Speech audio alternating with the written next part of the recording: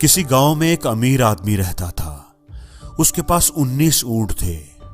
जब वो बूढ़ा हो गया और बीमार रहने लगा तो उसने अपनी वसीयत लिखकर रखवा दी।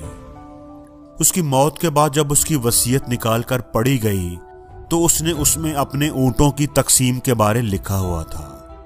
उसमें लिखा था कि मेरे ऊंटों में से आधे ऊंट यानी निस्फ हिस्सा मेरे बेटे को दे दिया जाए, 1/4 ऊंट यानी चौथा हिस्सा मेरी बीवी को दे दिया जाए और 5वां हिस्सा मेरी बेटी को दे दिया जाए। उस बंटवारे को सुनकर सभी रिश्तेदार और गांव वाले परेशान हो गए कि अब ऊंटों की तादाद तो 19 है, इनको निस्फ कैसे करें। 19 ऊंटों को निस्फ करने का तो मतलब है कि एक ऊंट को काटना पड़ेगा और इस तरह तो ऊंट ही मर जाएगा।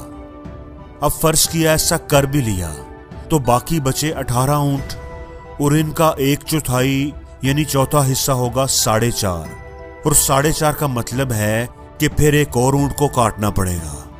तो ये तो नामुमकिन है, ऐसा नहीं हो सकता। अब गांव वाले तो बड़ी मुश्किल में पड़ गए। किसी को समझ नहीं आ रही थी कि वसीयत की तकसीम कैसे की जाए। ऐसा क्या करें कि सबके साथ इंसाफ हो, सबको वसीयत के मुताबिक पूरा पूरा हिस्सा कैसे दिया जाए। कितने रोज ऐसे ही गुजर गए। गांव के सारे समझदार लोग सर जोड़कर बैठे रहे लेकिन कोई हल न निकला। किसी ने बताया कि साथ वाले गांव में एक आदमी है जो बड़ा ही समझदार है, उसे बुलाया जाए।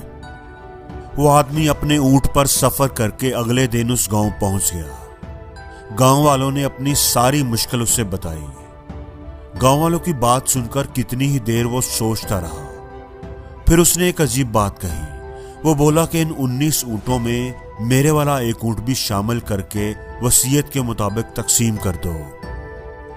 गांव वाले उसकी बात सुनकर सर पकड़कर बैठ गए। एक तो मरने वाला पागल था जो ऐसी वसीयत कर गया और अब ये दूसरा पागल आ गया है जो कहता है कि इन ऊंटों में मेरा ऊंट भी शामिल करके बांट दो।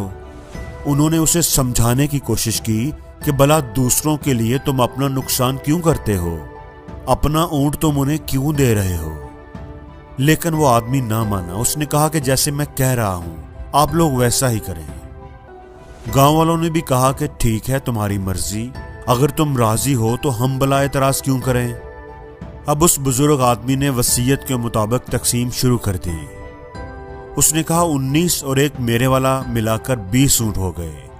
वसीयत के मुताबिक इसका आधा यानी 10 ऊंट उसके बेटे को दे दिए जाएं और 20 ऊंटों का चौथा हिस्सा हुआ 5 ऊंट। 5 ऊंट उसकी बीवी को दे दिए जाएं। अब 20 ऊंटों का 5वां हिस्सा 4 ऊंट बनता है तो 4 ऊंट मरने वाले की बेटी को दे दिए जाएं। अब ऊंटों की तकसीम जब मुकम्मल हो गई, सबको उनके हिस्से मिल गए तो बेटे को 10 ऊंट मिले, बीवी को 5 और बेटी को 4 ऊंट मिले। कुल मिलाकर 19 ऊंट उनमें तकसीम हो गए। एक ऊंट बच गया जो समझदार आदमी का था। उसने अपना ऊंट पकड़ा और उस पर बैठकर अपने गांव रवाना हो गया। गांव वाले हैरान परेशान उसे जाता देख रहे थे कि उसने अपनी समझदारी की वजह से कितना बड़ा मसला हल कर दिया और किसी का नुकसान भी नहीं हुआ।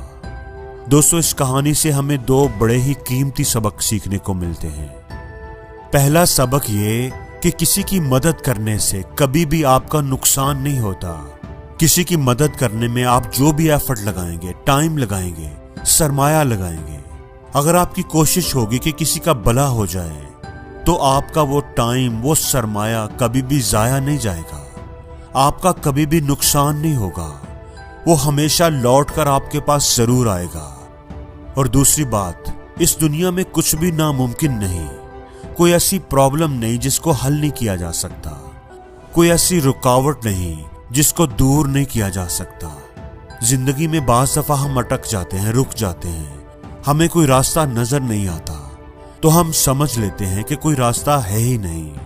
हम गिव अप कर देते हैं। हालांकि वहां पर रास्ता जरूर होता है।